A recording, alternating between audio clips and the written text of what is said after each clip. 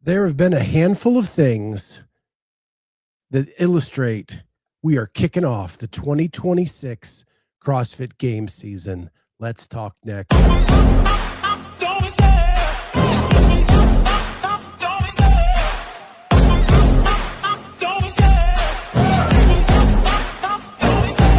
Love the chase and the hunt, and I set the pace when I'm running. I always take what I want and I always give it 100. Don't need a bank, no I'm funded. Play the game like it's nothing. I'm always thankful for something. Don't take for granted, stay humble. Now wake up! It's time to look at the enemy. Look in the mirror if he is no friend to me. It's not working out, maybe it's the chemistry. It's time to break up so I can make a better me. Surprise, we got the cowboy here. And he's muted. There we go. How about now? Yeah, you're good. Sorry, I'm late. Yeah, like I said at the end of yesterday's show, I don't even know when the Cowboy's coming. Right? So I thought, well, I got on today, didn't see Cory. I'm going to have to do this one on my own. And just run a little behind. Song, and all of a sudden I get the message. A guy named Cory just entered the studio. Some dude. Yeah. So you're here. I am. This is not a reasonable facsimile thereof. It's actually me. Sean in Oregon says, giddy up. Got to ride, baby. Got to ride. So Mike DeVito says, missed the last few. My job is getting in the way of my passions. Got to do something about that, man. Yeah, quit your job is what we recommend over here. Yeah. Same. Sean in Oregon, same. I block off Friday mornings to at least get one live session in a week. Got to do what you got to do. I feel like Sean was here either yesterday or the day before. You know, I block off this lunch hour every single day. I hate when people are like, yeah, screw you. I'm going to schedule the meeting anyway. I had one of those meetings yesterday, man. That 1 o'clock meeting I had to get to, scheduled for 1 hour. We went 1 hour and 12 minutes. Ain't got nothing done. I'm at a point in my career where I just don't want the stress of anything. And I know the people I work with don't listen anyway. So I just don't talk anymore. I sit there and I listen. I wait for whatever's going on. And then I just deal with it. Yesterday I spoke up because I just couldn't take it anymore. Good for you. I couldn't take it anymore. Stand your ground. I have been in these meetings for 4 months. I'm supposed to build a web page for this other agency to use our job site where we do a predetermined sorting of the jobs to their specific needs, right? It's been the ball's been in their court for 2 months. All I need is a sign off to start. Can't get the sign off. Cannot get the sign off. And yesterday we talked for an hour and 12 minutes about the same subject, and none of it helped me get any closer to a sign off. Because we go one direction and they say, well, that doesn't meet this need. So then we come back to the direction of this need. Well, now we're not meeting this need. And I finally stood up and said, because these two needs are mutually exclusive. You can't meet both of the needs with what you want to do. So you've got to pick one. You have to pick one. Just one. And honestly, I really don't care which one it is. Just pick one. I just want to get started because every other week I meet with my boss and he's like, where are we at with that? We're in the exact same place we were 4 months ago because they will not sign off on this.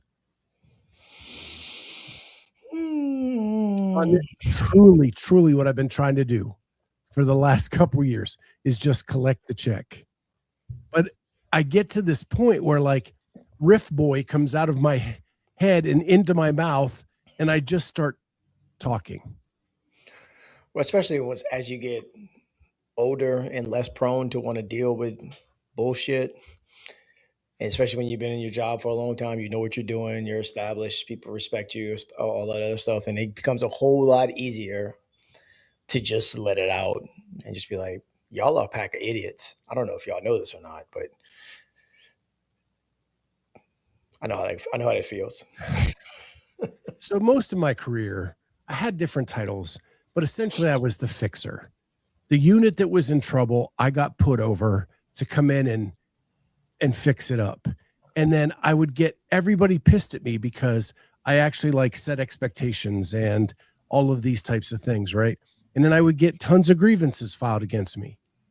And then my employer stopped backing me in those, even though they wanted me to come in and fix it. Then they don't back me when the people file grievances against me. Right. So then I just quit. Like, I don't give a shit anymore.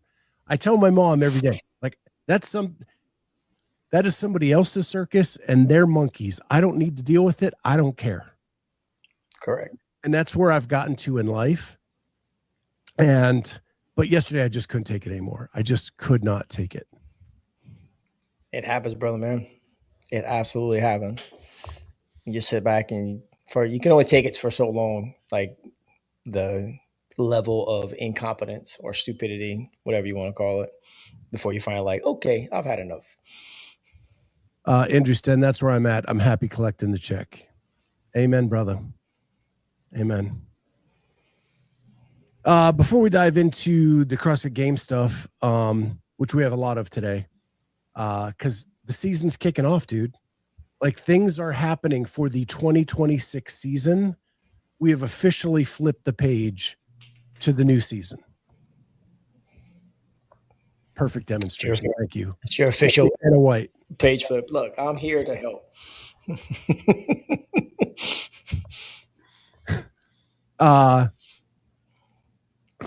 So I stayed up for that game last night. Oh, good on you. I did not. 4 lead changes in the fourth quarter. Phenomenal game. But yeah, by all accounts I've heard, it was an awesome game to watch. So sad that it came down to a ref's call. You are preaching to the choir right now. Saints fan, don't ever forget. Yeah. So, like, there's this hard-fought battle, back and forth, tons of lead changes. Miami was dropping like flies in the fourth quarter on defense. And the comebacks both ways. And then for it to end on a ref's call. And we bitch about this all the time in CrossFit. That is not, we don't own bad judging, bad reffing, bad whatever, right? It is everywhere. Everywhere. And it, the guy on the broadcast was like, the former ref was like, well, there was mutual combat, so that we didn't blow the whistle. You will look at that play. The guy was not in a scrum for a Hail Mary. It was a one-on-one situation. He gets grabbed by the shoulder pad and pulled to the ground. That is pass interference. Every time. Or if you're on the streets of New York, that would be a mugging. Right. Whichever way you want to look at it. Both ways. It's ridiculous. So while it started off with a bang and what a great game to watch, I just hate that it came down to that. And that wouldn't have won the game for Ole Miss. It just would have given them one more shot, untimed, down, right, from the 20. Still a low percentage play for them. They may not have done it, but they should have been given the opportunity to try. When that gets taken away, that stings a lot more. When you have an actual, like, I just want one more shot, and I deserve one more shot, right? Because of the way the game's been going back and forth. That's a tough one to swallow, for sure. Yeah. So let's dive into some CrossFit news. First thing I have on the docket, and some of the things that are happening in the chat I've got on my list. So just be patient with me. So first thing is, friend of the show, Bethany Flores had her baby yesterday. Congratulations to her and Randy. They had a baby boy named Baker Lee Flores. Awesome. I want to ask you, why do we always give the weight and the length of the baby? Why are we giving out the baby stats? Like, If I we're gonna get do that, when you're putting in the program of a football player, right? Because like yeah, those stats matter. But when you're a 100%. newborn baby, what does it matter that they're under 20 inches or over 20 inches long or under 8 pounds or over 8 pounds? Like, Is there a newborn baby combine that we don't know about? but for those of you that care, 7 pounds, 10 ounces, 19 and a half inches long. Still don't know what it signifies, what it means, but Joseph Ramirez, yeah, my wife would tell you those numbers only matter if it's over 10 pounds. I would agree. Yeah. Bill Cosby once did a joke, and I hate that you can't even really quote Bill Cosby anymore because of all the stuff he did. But it's like pushing a watermelon through a garden hose. Mm-hmm. Yeah. Shanna with the average baby size. Meredith, it matters if they're huge or they're super small.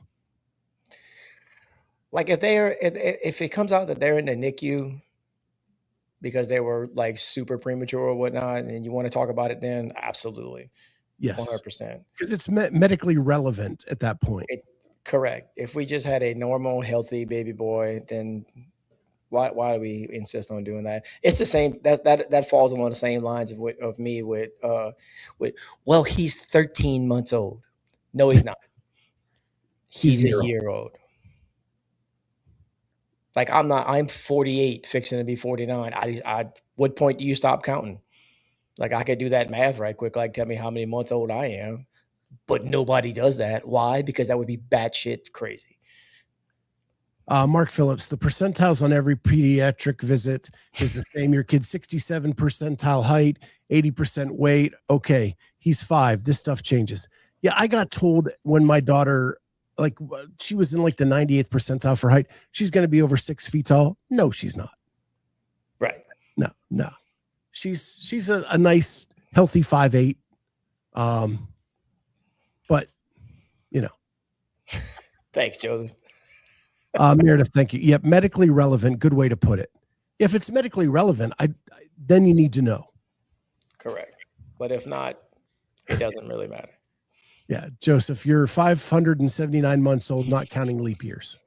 I'm going to start referring to myself as that. That ought to be how the age groups work for the open. Meredith, math is hard. I don't want to start doing math when someone tells me their kid is 27 months old. 2. Your kid is 2. I don't. If I hear that, if somebody's like, oh, they're 28 months old. No, they're not. They're 2.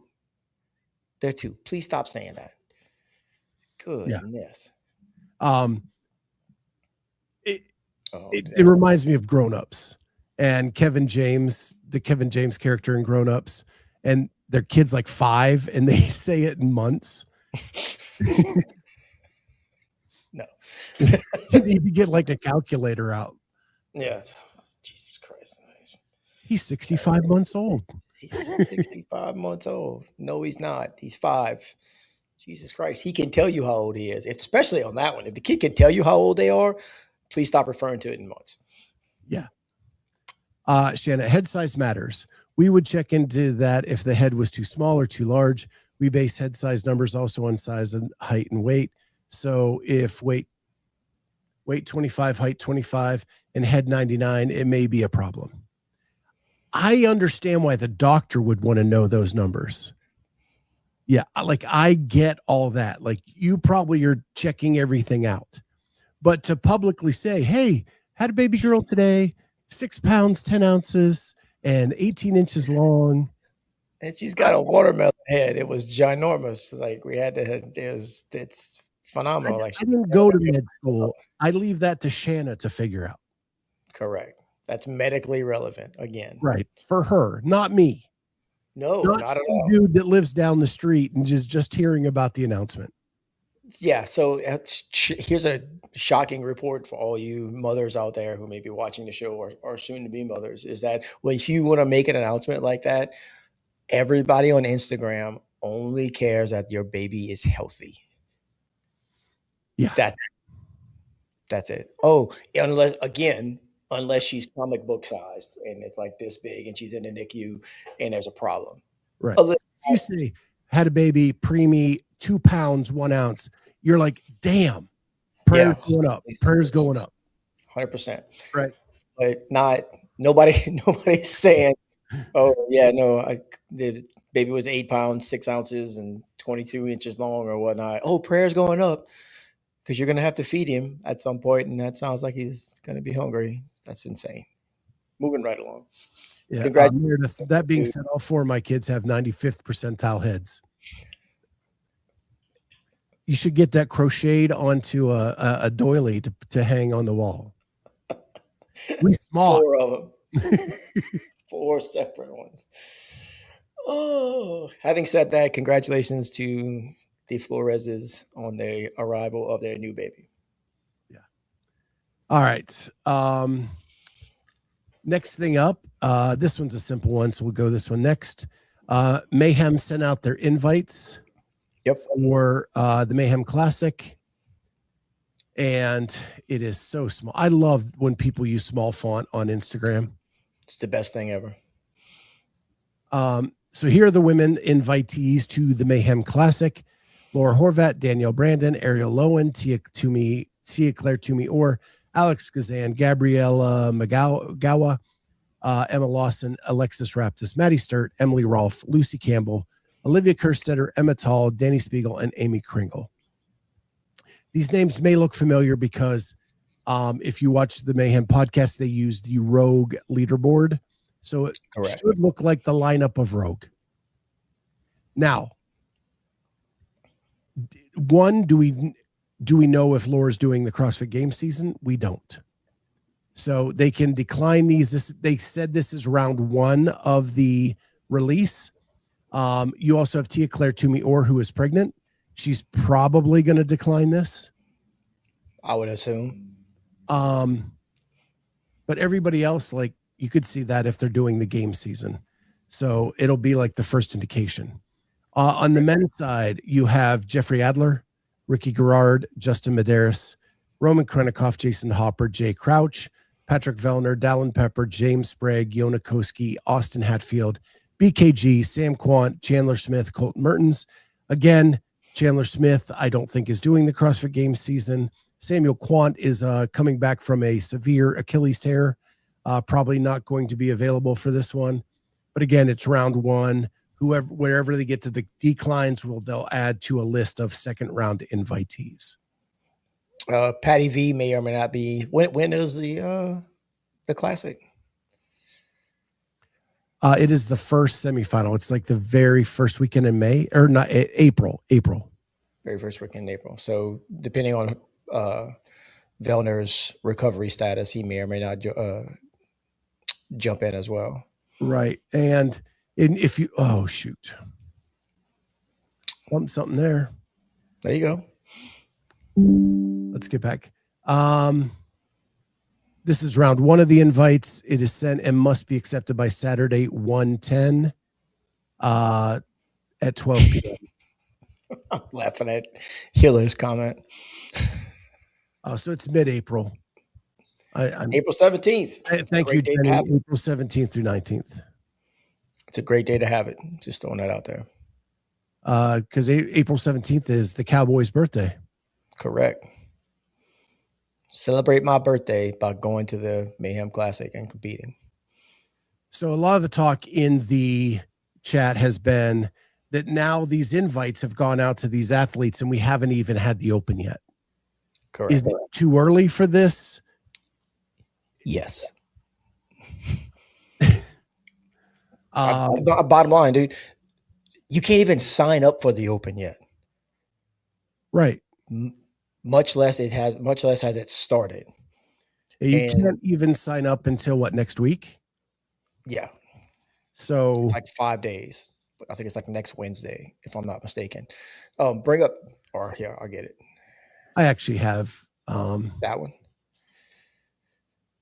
So Tristan, right here, hot take. If you did not do the game season, you should not get in an automatic invite to a semifinal.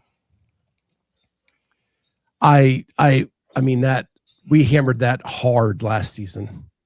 I hated that. I hated that Elisa Fuliano won or podiumed in 2 events and just messed up the leaderboard for those trying to get to the games.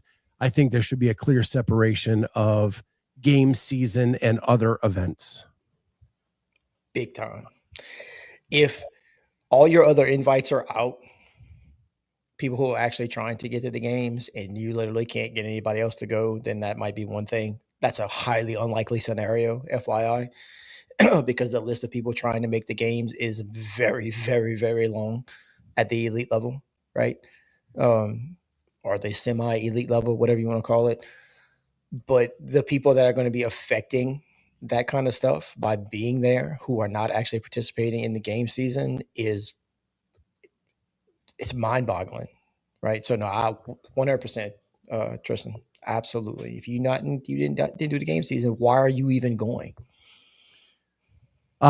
Jenny says they should at least have to do the open, but people, I think they have to finish in the top 2,000. You have to be eligible to make the games. If not, you shouldn't be competing with people trying to get to the games, because you can affect the leaderboard in ways that you wouldn't even predict at this point, right? Just winning one event throws off the scoring enough that it could affect who makes it and who doesn't make it to the games. People who are not eligible to go to the game should not be affecting the leaderboard for those who are. And here's the thing with those invites that going out, Tia Claire is a perfect example. She's pregnant. 99% chance she's not going. So that's already a spot and you're now backfilling at this point. Right? So like the invites went out. 99% chance she's going to say no. Mr. Smith is another example. 99% chance he's probably not doing it. So now you just set those invites out for what? Like it doesn't understand. Brings up a great example. Gee's score at Mayhem last year could have affected people trying to go to the games, and it probably did. 100%.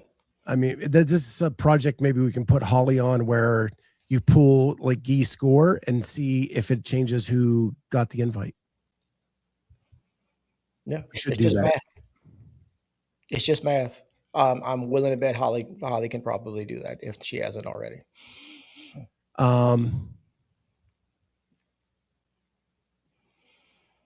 And so on top of that, go ahead, read that one. Yeah. David Reed, every athlete who skipped last year should be on and back of the line for the invites. I disagree with that.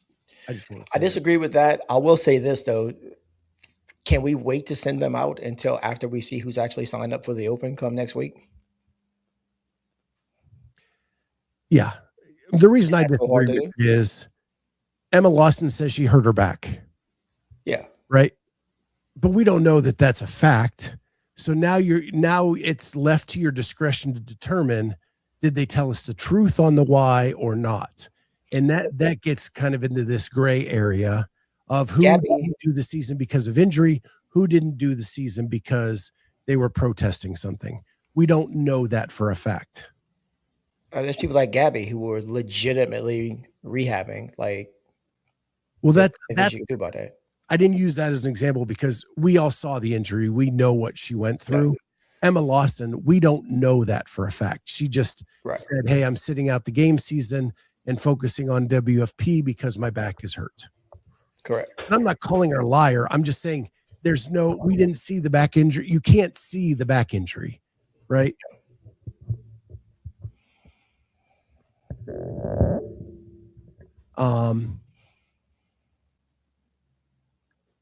Mark Phillips, I'm a game for a January Open in 27. I kind of like the Open where it is. I just think that the sign-up should be January 1. Yeah. We should have a rule book on the same day that, at the very least, on the same day that open signups are available. That should all be coincided. Or we're going to have it before, that's fine. But if you're going to have it before, let's have the rule book. And then next week, hey, read the rule book. And then you got a week to decide because we're opening signups for the Open a week later, something along those lines, because that way you can read it and go, oh yeah, I'm not doing that, not doing that, not doing that. Okay, whatever, blah, blah, blah, moving on. I'm not signing up for the Open, because now you have a rule book to look at and kind of decide. Andrew Sten, he says, does the CrossFit rule book say you have to do the Open to do a semi? It does not, but it does say you cannot qualify for the games unless you finish in the top 2,000 of the Open. Where is, you see what Lito was talking about? I didn't. I got it.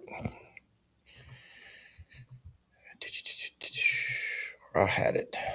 Is it the French Throwdown one? Yeah. It's really annoying. There's only 10 women at the French Throwdown in my age group, and 5 of those spots are open to anyone through the qualifiers, as if it wasn't hard enough to get us into a semi. So what she was talking about is that for us masters athletes, and I know you and I have had this conversation before, like what I'm trying to do is like, it's what she's trying to do as well, is finish quarterfinals high enough. Well, the French Throwdown qualifiers are going to be open to any masters athlete, and you can get an invite just by doing the qualifiers. Well, that just takes away spots from people who are trying to qualify the opposite way, because there's a qualifier for it, or you can get an invite through the Open or through quarterfinals or whatnot. I hate going down both paths of the elite and the masters at the same time, because it is different. It right? is. And then we get confusion as to what the rules are for each one. So I'd rather talk about that separately than from the elite, games, because it is designed with a different thing, right? Yeah. And so we talked about how CrossFit hasn't really talked about the Open much, but they have started finally. Yes. Like they are making posts. When you realize the 2026 CrossFit Open registration begins in 8 days, they are doing some promotion of that. There is the Open is coming. This is what the Open is about. The only thing I would say is, like, this video showing the community. Okay. I've been around a long time. I've seen these videos. There are no details in the description as to how you sign up for the Open, what the Open is. Like, yeah, registration is 7 days away. Okay, well, what does that mean? How do I sign up? It's like they keep leaving out the action item. Yeah. Right? That's a bananas type deal right there. So it really, really is. Not hey, like, I mean, people who have like impact, this guy doing like a couple reps where people don't really understand what's going on, and then some high fives, or putting a compilation of like celebrations with the community and an athlete. I don't know. Well, are you if take a cue from any one of these content creators that are out there that or people who are trying to sell people stuff, that they'll make a post like that. Hey, this starts in blah, blah, blah amount of days. Link to sign up is in my bio. Yeah. Here's one with the Open is 5 days away. To register, sign up at games.crossfit.com. Okay, now we're moving somewhere. Now we're starting to cook with gas. Now I know where to go. Hey, maybe when they post that onto their story, they can also put a link to it on their story. I know how to do that, and I am not super good at social media. These are their posts. And I will say, Instagram is horrible about letting you put links on posts. Yes. It only really is easy on a story or in your bio. But yeah. So anyway, they are working at it, getting a little bit better about promoting the Open. They're putting out all the semifinal events and their information. Here's NorCal's qualifier. Here's Mayhem's invites. French Throwdown stuff is on here. I think this is French. Yeah, French Throwdown. Oui. So they are starting to like promote it a little bit on the social media front. So let me ask you this. As far as, so like Mayhem's doing their thing right now. NorCal qualifiers are now live, etc. Right? There's a whole lot of stuff going on. Are we going to have another season like we did last year, and like we did, I think it was when they first did the sanctional events, where people are going to qualify and are not real sure exactly how they got there just because of the order that it's being done in? All I can think of is one of the documentaries, watching them ask Pat Vellner how he qualified for the games, and he wasn't exactly real sure. Yeah, I think 19 was the extreme level of not realizing how you qualified. I think here you're gonna have to pick your spots, and because they take whatever the first qualification is, and then you're done. I think the only time we're going to run into that is like at NorCal or some of those later events. And my guess is, if the prize money is really good, are people going to continue on and do it again? Right. Yeah, I think once you qualify, if I'm a big athlete, I'm going to be done with my semifinal season the minute I qualify. So it may get confusing at times. I think we're in the most confusing part now, because all these third-party events are allowed to do their qualification process however they want. Which is, I understand they're trying to get it done early. Like the people, like NorCal is trying to get in, or get their qualifier done early, and Mayhem sending out stuff early, et cetera, et cetera, et cetera. But like the other people who aren't, yeah, it's and even with NorCal, like I listened to Ben and Blair this morning. So there are multiple ways you can just get to NorCal. It's through the qualifier. It could be just a wild card invite. It could be that you won Crash or you won their event last year. So there are 3 different ways already on how to get to NorCal. Alone, just NorCal. Just NorCal. I missed that part this morning. Because we're allowing these people to do their events however they wish. It's making it confusing. Mayhem's using the Rogue leaderboard. Del Mar is Magic City is using the quarterfinal leaderboard. Like it's just all over the map trying to figure out where the qualifications are. Del Mar is using the quarterfinal leaderboard plus some invites that they have set aside for masters anyway. I don't know how they're doing for elites. It's a lot of shit going on, dude. It is. It's a whole lot of stuff going on. I guess it keeps us busy because we try to learn it all and try to explain it all. And try to make sense of it all. But it's hard for me to like gear up. Here's the other thing. Stuff out. Oh, absolutely. Here's the other thing. Like, how many people are going to get invites?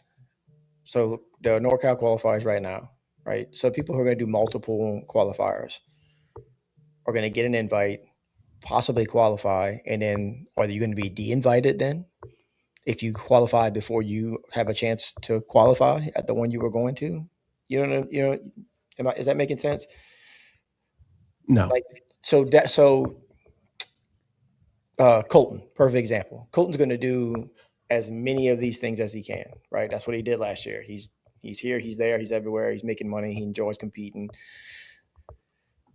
If he qualifies, so he got an invite to Mayhem. If he qualifies for Mayhem, he's probably doing the NorCal qualifiers, and he gets an invite to NorCal, and then he qualifies at Mayhem because that's before NorCal. Now is he get disinvited to NorCal and somebody else takes his spot? I don't think he gets disinvited from NorCal because NorCal isn't playing that by that rule. The only semifinal I know that plays by that rule is Syndicate Crown. Gotcha. Syndicate Crown is if you've already qualified, you are not. You Good lose on your- Wilson. Yeah. Good on Wilson for that. That's how it should be. That is how it should be.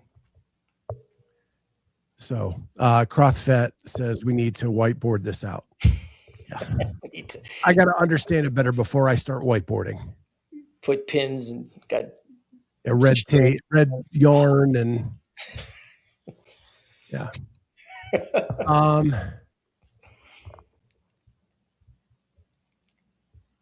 Mark Phillips, most masters are taking Leaderboard Plus if you email that you're local and interested or something like that. I don't know what he means by if you email that you're local and interested. Yeah. And the other thing that came out is NorCal's workouts. We don't have to go through them individually. We'll probably do that Sunday night. But they are all out on the NorCal Instagram page. So these are the qualifiers. Here's WOD 6. Here's WOD 5. Here's WOD 3. I'll blow this up a little bit. No, I can't fast forward it. Shoot. I've screwed myself. There we go. There is WOD 2. That one looks fun. And WOD 1. This one looks fun to me. But man, those burpees in the middle are going to suck. Yeah. Ooh. So, yeah, where was Bushwhacker? I love Bushwhacker. I don't even care what the movements are, but the fact that like it just takes me back to my wrestling fandom days of the Bushwhackers walking into the arena. But I do kind of like that dumbbell movement like does mute the hips because you're holding the dumbbell in your other hand. Yeah. And one, you can't rest your hand on any part of your body because you have to hold the other dumbbell. Two, you've got to pop that up and you can't really thrust it with the hips because the other dumbbell kind of stops that from happening. It's an interesting movement. And that's one thing you have to give Ben and Blair is they are very creative with some of the movements they look into. It ain't never boring. It ain't never boring.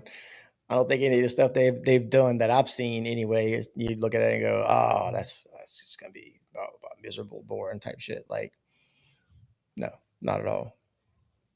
It's gonna. What I thought was really interesting with them is they put out What the Fitness. It was a little online competition where they would put out workouts, and if you won, you would win $1,000. But it was their way of testing new movements and to see how they played out in a competition.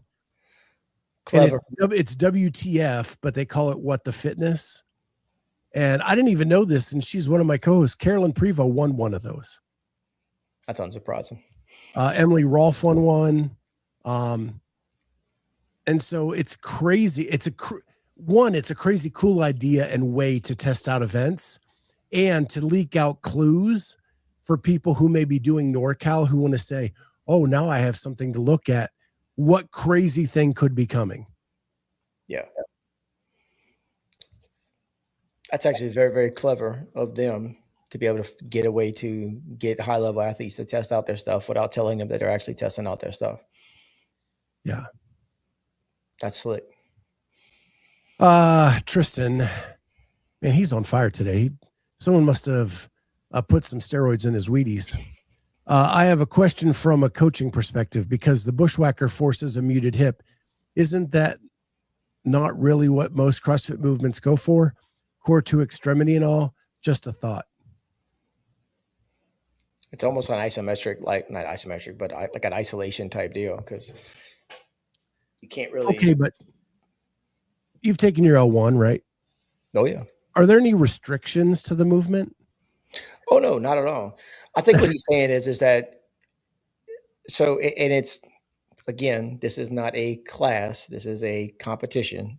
which is there's a big defining line there. That's two different things as far as that's concerned. So yes, I would say technically, if you wouldn't program it for a class by any stretch of the imagination, right? But it's probably going to be fun. It's going to fun to see how people ended up working it to try to make it. Started it as a class workout. Really? I missed that part this morning.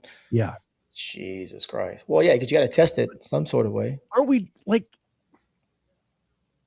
I don't think in my world of CrossFit that we should restrict a movement because it's supposed to be the unknown and the unknowable and preparing for all of that stuff. In life, is there going to be a time where you may have to hold on to something and lift something else above your head? There could be, right? Sure. So why shouldn't we prepare for that? Isn't that what CrossFit is truly about? It is a functional movement. Well, much more so than some of the other stuff that I have done in a class setting or seen done in a class setting. Yeah, I would say so. I think that was the most interesting part of the interview that Sevan did with Ben and Blair is they are trying to maintain the OG CrossFit mentalities where it's anything can pop up, right? Like when I first started CrossFit, we were launching med balls over our head, like to thrust the hip, right? We don't do that anymore in a gym. We don't do tire flips like we used to. We don't do like a lot of the things. We did sledgehammers on tires. We did like that stuff. None of that stuff ever happens anymore. It's like we've put rules around this thing that never had rules. Our old tires are behind the building, but the 4 or 5 sledgehammers that we have are still on the weightlifting side, just tucked up against the wall. Somebody uses them if they need a hammer. Fun fact. So I've been doing CrossFit since 2018. And the only time I've actually ever flipped a tire was doing an obstacle course race in 2019 or so, something like that. Never done it. Still, that's the only time I've ever done it. Yeah.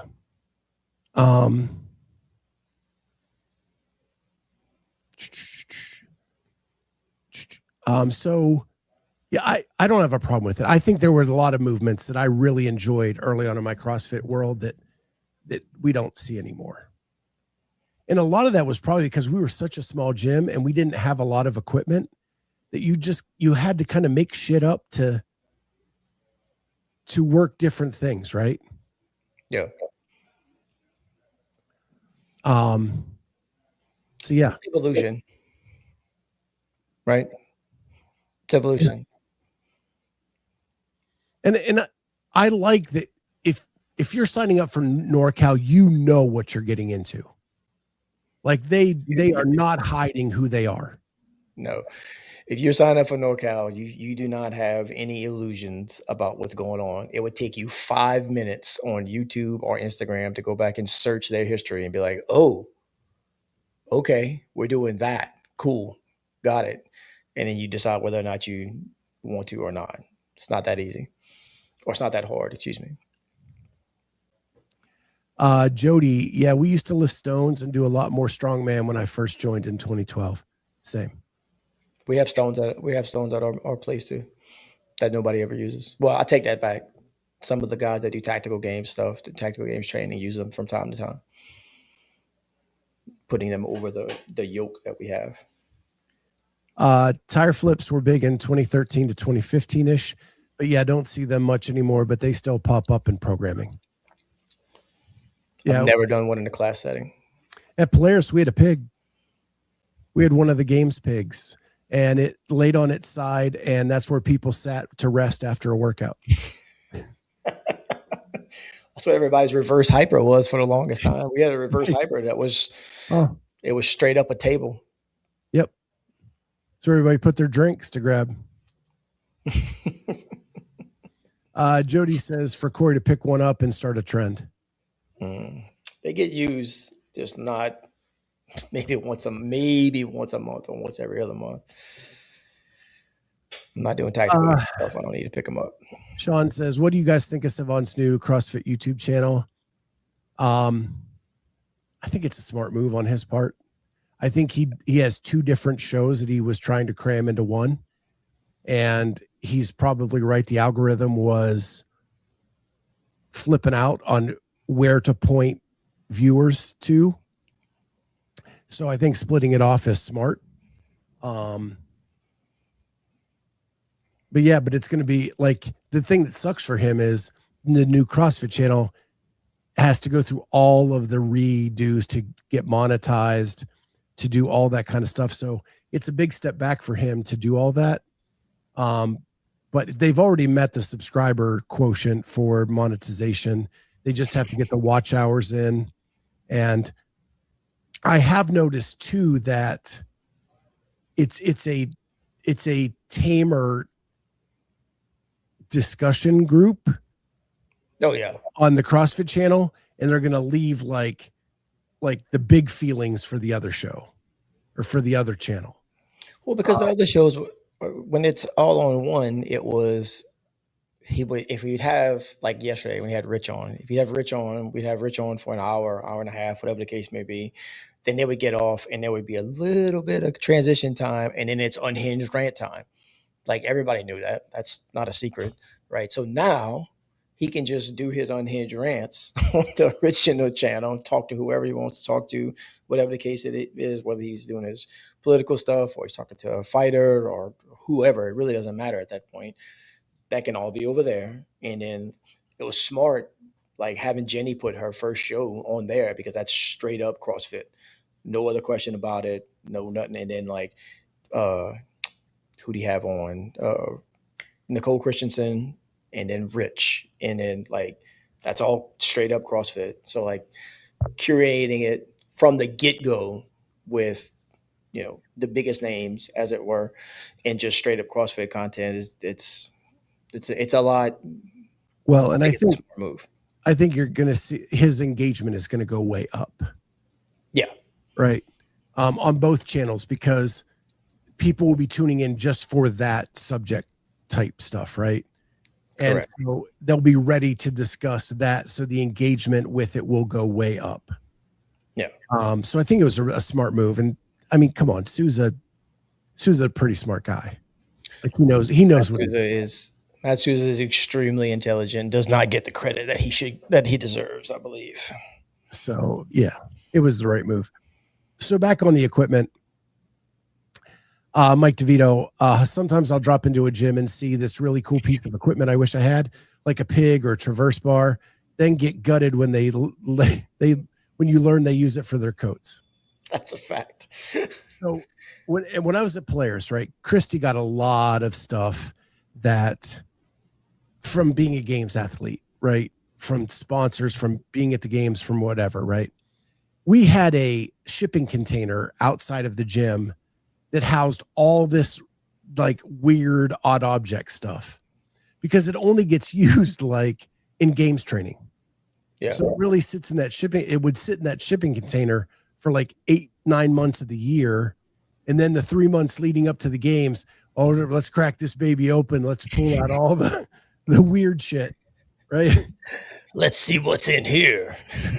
Most of the year, it was just tucked away in that shipping container. Absolutely. That's fun stuff. So except for the pig, I don't think they could get the pig into the shipping container. So it just laid on the floor at the end of the rig. You would need like a team of people to pick it up and try to carry it in. Because it's probably too long to flip into the shipping container. And then once it's there, it's just wherever you left it. And then getting it back out would probably be a nightmare. I wish I'd run across one. I want to flip one so bad. Like ever since I first saw it, I was like, that looks like fun.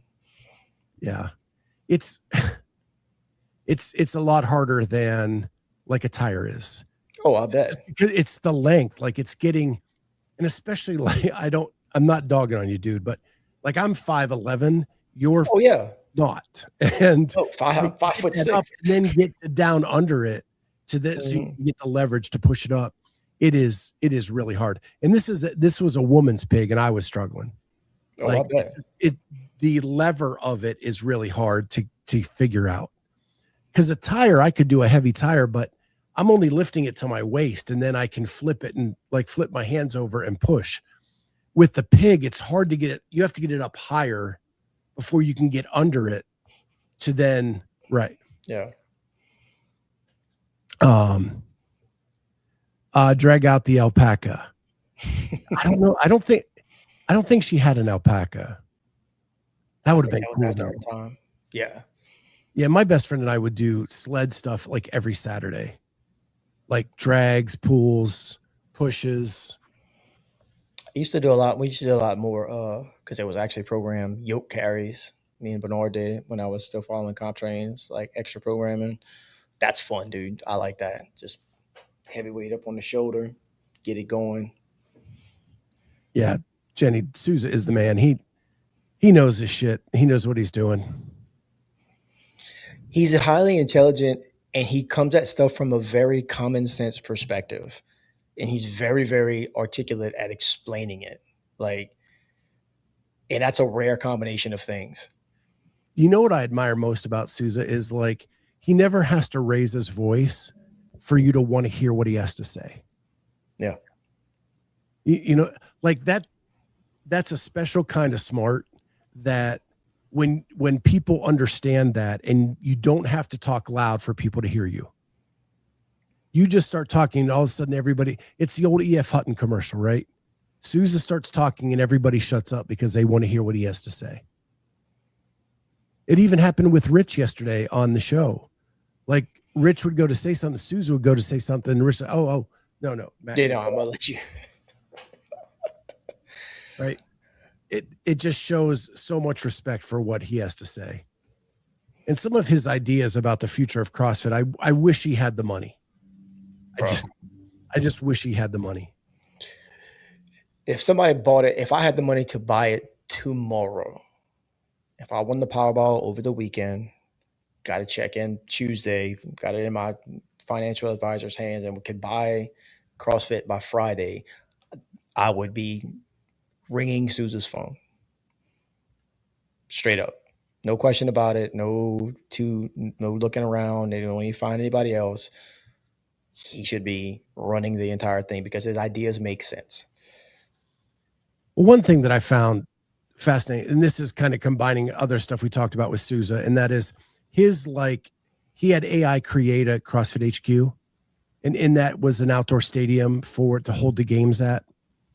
And, you know, Ben and Blair were talking this morning that like the games were meant to be outside. Like the elements are part of like what we're dealing with, right? Absolutely. And why was the attendance so high in Madison? Because there was an outdoor playground where people could gather around and watch people do the outdoor stuff. A long time ago, John Woolley had done a thing where he said, you know, CrossFit should look at doing stuff at high school football stadiums. And I've thought about that a long time, and I think that that is really the avenue to go. I think it'd be a lot cheaper than trying to find these arenas for these semifinal events. And you do it outdoors at a football stadium. You have the track, you have the field. You can put up the rig on like what would be the sidelines of the football field. You know, Granite Games did that at the Vikings practice facility on the outdoor stadium floor. It can be done. It's been shown to be done. And then you add the element of the track around the outside to do running events. I think it just makes sense economically to be a place to do semifinal events, much cheaper than renting an arena. Yeah. Yeah. Could it be hot? There was a day at the Granite Games when I was there where athletes were being carried off the field because it was so freaking hot. But that's part of the unknown and the unknowable, right? And part of the beauty of what we're doing. So just combining the three conversations of Souza, Ben, and Blair, and then something Woolley said a long time ago, I think that makes sense. And the one nice thing about a football field is you don't have like the uneven ground where people are going to roll ankles and do all that kind of stuff. You have like a stadium. Sled pushes are much easier on a turf field. You can do sprints. You can do all kinds of stuff on that field. I mean, remember the stuff they did outside. Seating is built in. Right. You want VIP or whatever you want to call it. You can put stuff on either end zone if there's not already stuff there. Like it's tailor-made to watch stuff right there. And when I saw like Souza's IA generated HQ and it had that style of a stadium, I was like, yes, that's the money right there, right?